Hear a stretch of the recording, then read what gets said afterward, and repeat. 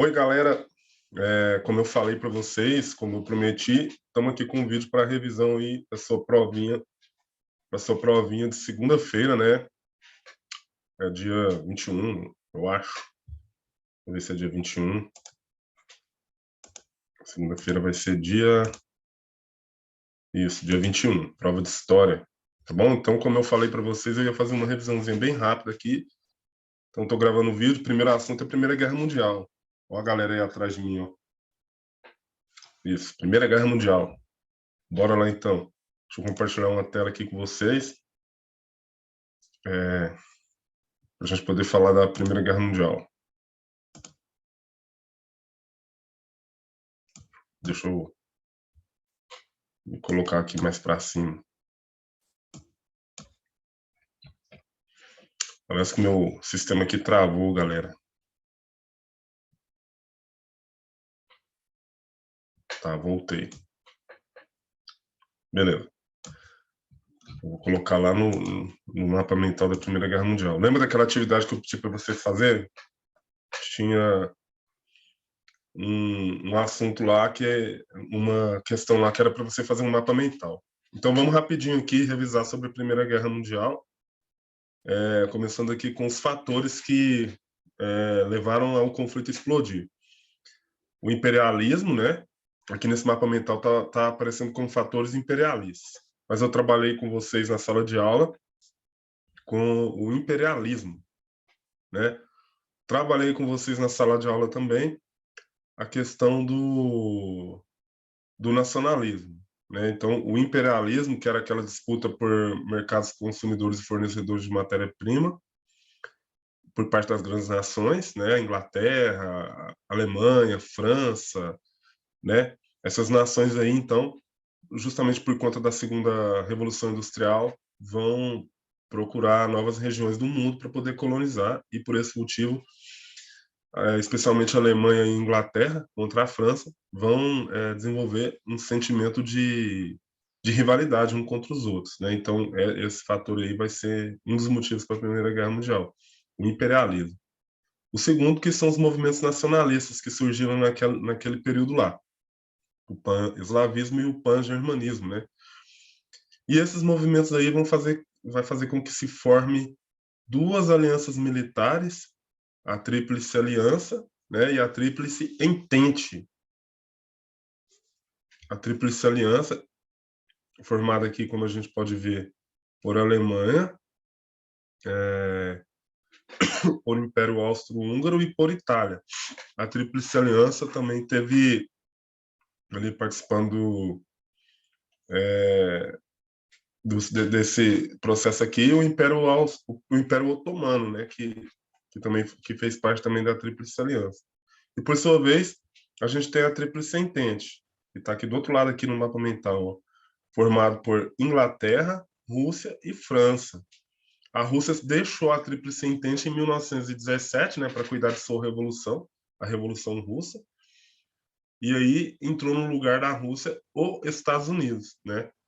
A Itália, que era aqui da Tríplice Aliança, passou em 1915 para a Tríplice Entente, como a gente viu no dia que a gente estava estudando esse negócio.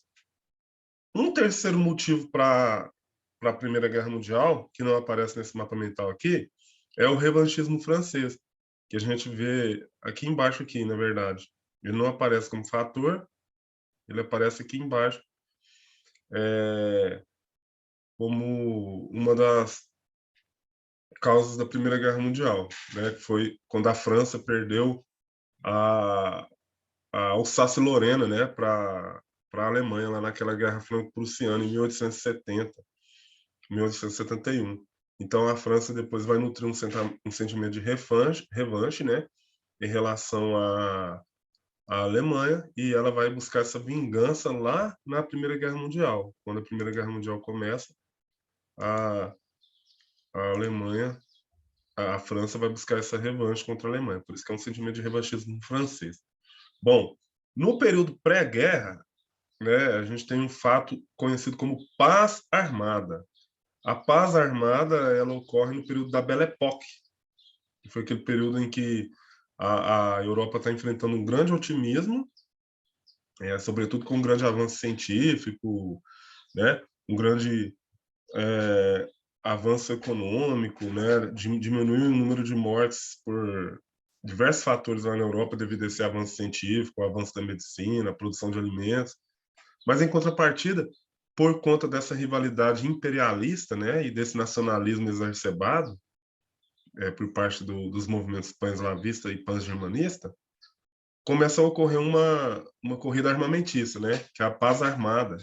O pessoal começa a se armar para um possível conflito. A gente trabalhou isso lá também na sala de aula, com os novos armamentos, né, e tudo.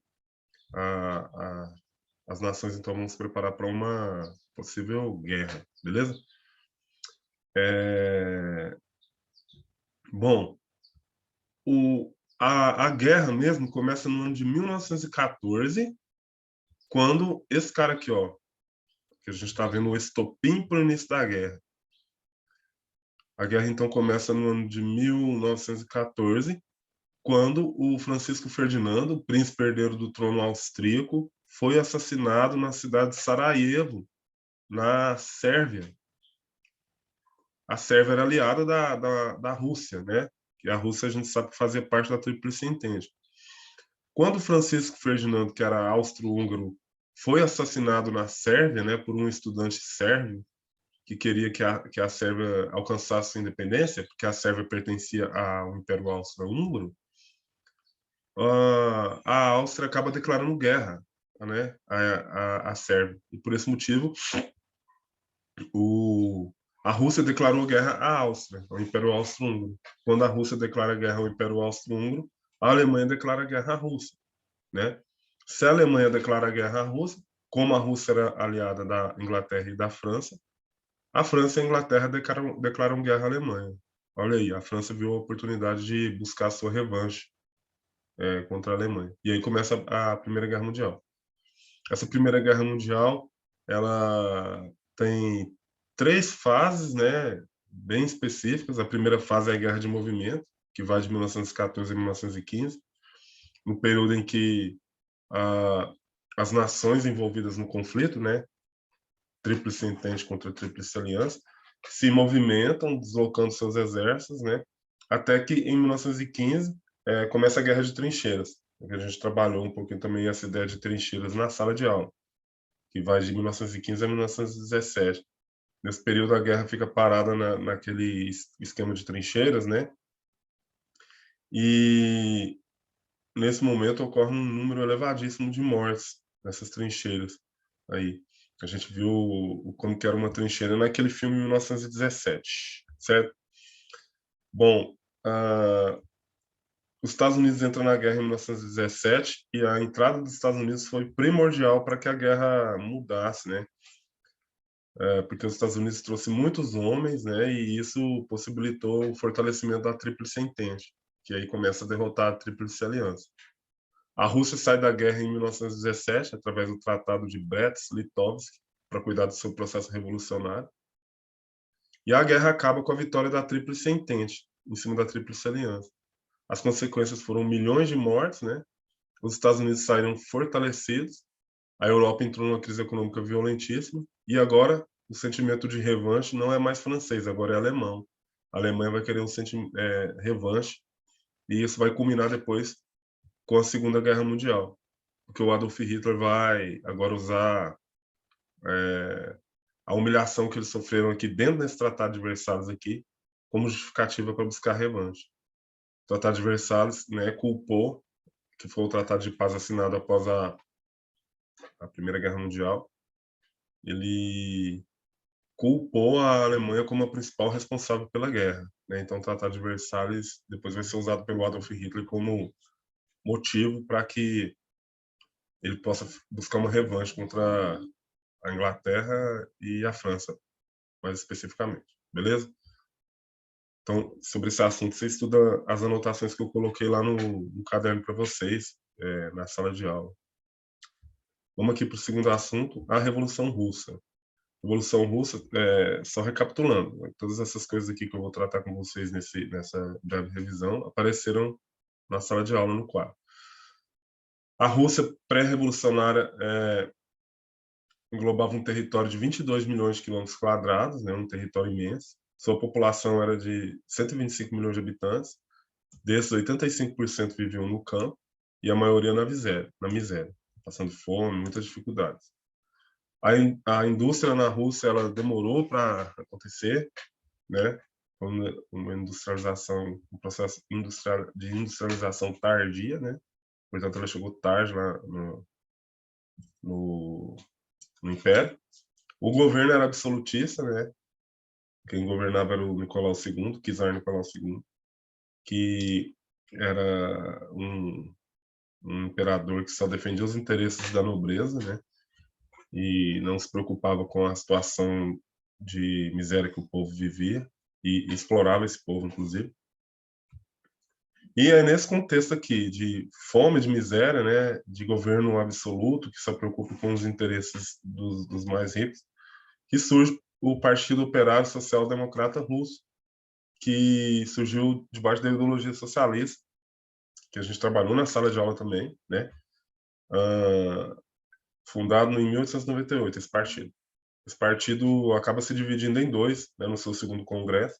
Um partido, uma divisão conhecida como bolchevique, né? Os bolcheviques, que significa maioria, eram liderados por Lenin, e os bolcheviques propõem uma tomada do poder, né, através da união entre os camponeses e os operários.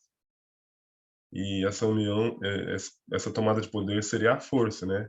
A revolução armada, a revolução do proletariado. Eles tomariam o poder do czar Nicolau II e confiscariam a propriedade privada, naquela ideia do socialismo, né? E fariam uma redistribuição dessas terras e entregariam ela ao controle do Estado, como a gente viu aquele dia lá na explicação sobre socialismo e capitalismo, certo? E, por sua vez, a gente também tinha, do outro lado, os mencheviques, que é uma palavra que significa minoria, cujo líder era o Martov, o Julius Martov, e esse lado aí do partido, ele queria que essa tomada de poder fosse feita através de alianças com a burguesia, né? Então, o partido acabou se dividindo, né? E isso vai refletir lá no futuro no processo revolucionário. Bom, a Rússia se envolveu em uma guerra contra o Japão, né? O Nicolau II colocou a Rússia em uma guerra contra o Japão, que entra dentro daquele contexto do imperialismo, né? Porque tanto a Rússia como o Japão precisavam de territórios para manter a sua economia, e eles decidiram disputar a Manchúria, que é uma região ao norte da China, e também a Coreia. Na época não existia Coreia do Sul e nem Coreia do Norte, era só uma Coreia. E aí o Japão venceu essa guerra contra a Rússia, né? E essa situação de miséria anterior aqui piorou. A população então russa, o movimento operário russo decidiu sair então às ruas para se manifestar, né, na cidade de São Petersburgo. Fizeram uma greve e foram se manifestar, exigindo do czar Nicolau II a criação de salário mínimo, a redução da jornada de trabalho para 8 horas, né, e uma nova constituição, nos princípios socialistas. O czar Nicolau II, portanto, reprimiu eles de forma violenta, e centenas de mortes, né, e milhares de feridos acabaram sendo resultado dessa repressão. Esse fato, que foi no dia 9 de janeiro de 1905, ficou conhecido como Domingo Sangrento, e é como se fosse uma espécie de start para um futuro movimento revolucionário, né? A revolução que vai culminar em 1917. Deixa eu rapidão fazer um negócio aqui. Vou mudar o pano de fundo, porque agora a gente está falando de Revolução Russa. Aí eu vou pegar aqui um negócio aqui, uma imagem aqui, que é o símbolo dos principais líderes da Revolução. A gente tem o Marx, que é o pai da Revolução, aliás, o pai do socialismo, a gente falou dele. Aí você tem aqui o Lenin, o Stalin e o Trotsky, os três principais líderes da Revolução. Lembre disso. Lenin, Stalin e Trotsky, ok? Deixa eu só mostrar para vocês aqui, agora, vamos lá aqui, rapidão.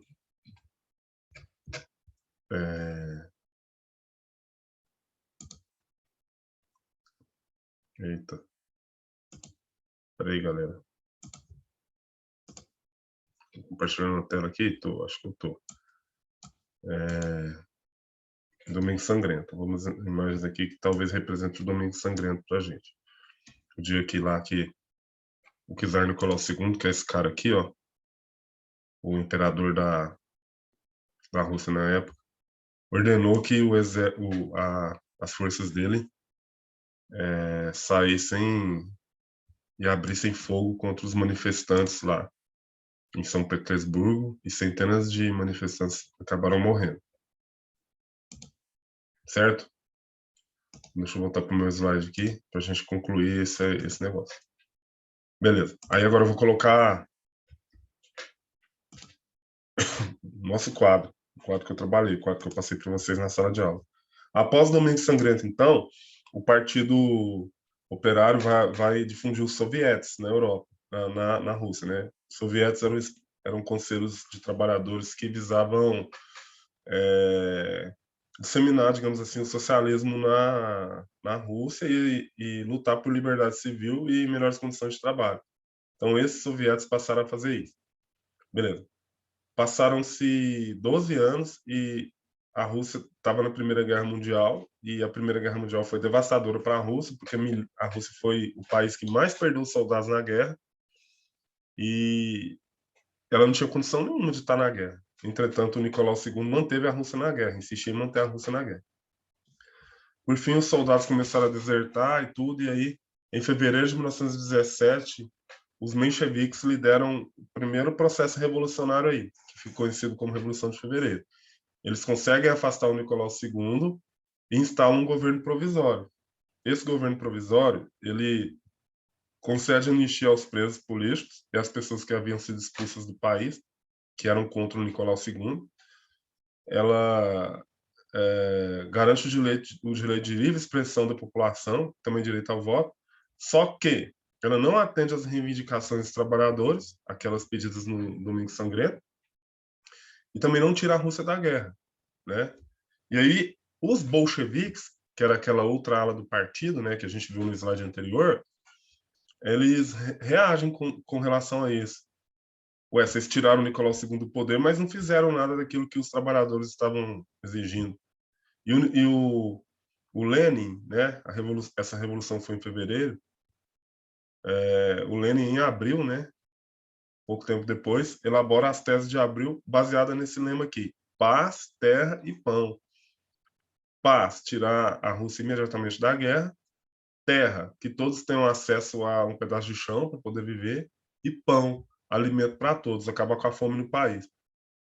E ele pretende tomar o poder através da União dos Sovietes, que foi aquela organização criada após o Domingo Sangrento, como eu falei para vocês. E tira a Rússia da guerra.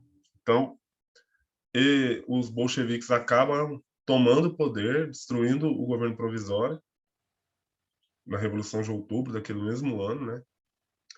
Eles tomam o poder, né? Derrubam o governo provisório. O Lenin tira a Rússia da guerra através do Tratado de Brest-Litovsk, que a gente viu lá no slide de Primeira Guerra Mundial. E depois estoura esse processo de guerra civil entre os mencheviques, que haviam feito a Revolução de Fevereiro, e os bolcheviques, que fizeram a Revolução de Outubro. Essa guerra civil dura de 1918 até 1921, e acaba sendo vencida pelo Exército Vermelho, os bolcheviques.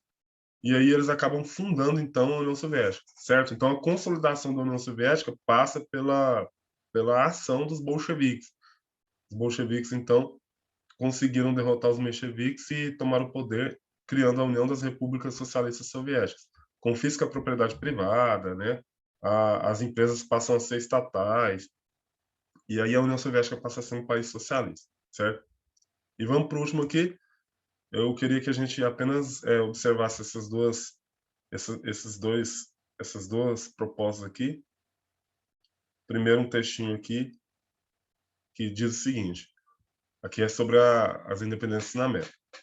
Então, ó, é uma ideia grandiosa pretender formar de todo o novo mundo uma única nação, com um único vínculo que ligue as partes entre si e com o todo, já que tem uma só origem, uma só língua, mesmos costumes e uma só religião. deveria, por conseguinte, ter um só governo, que confederasse os diferentes estados que haverão de se formar. Mas tal não é possível, porque climas remotos, situações diversas, interesses opostos e caracteres dessemelhantes dividem a América. Quem escreveu esse texto aqui foi o Simão Bolívar. Simão Bolívar foi um dos libertadores da América, né? Que ele militou pela independência da América Hispânica, toda essa América Latina que fala espanhol, né? E ele sonhava que todos esses países que conquistaram suas independências, quais sejam Chile, Argentina, Uruguai, Paraguai, Colômbia, Bolívia, Venezuela, né? Equador e por aí vai, Peru, essas nações se formassem apenas um país, porque já que eles têm a mesma língua, a mesma religião e muitas vezes os mesmos costumes, eles deveriam se formar apenas um país. Entretanto, ele entendia que isso seria impossível de acontecer, já que existiam muitos interesses opostos nessas mesmas regiões. E por esse motivo não foi possível fazer a independência e formar apenas uma nação. Diferente do Brasil, né, que acabou se formando como uma nação só. Para eles, então, foi impossível disso acontecer. Por isso que após a independência da América Latina aí surgiram 19 países diferentes, né? E uma das características essenciais entre essa independência da América Espanhola e da brasileira é o modelo político econômico, o modelo político adotado. Na América Latina espanhola, né, a gente viu que eles adotaram a república, já começaram a eleger presidentes logo de cara. No Brasil não, o Brasil continuou sendo uma monarquia. E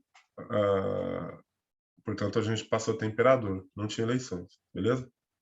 Galera, então é isso. Que vocês possam conseguir fazer uma excelente prova. Fique com Deus e até mais. Joinha.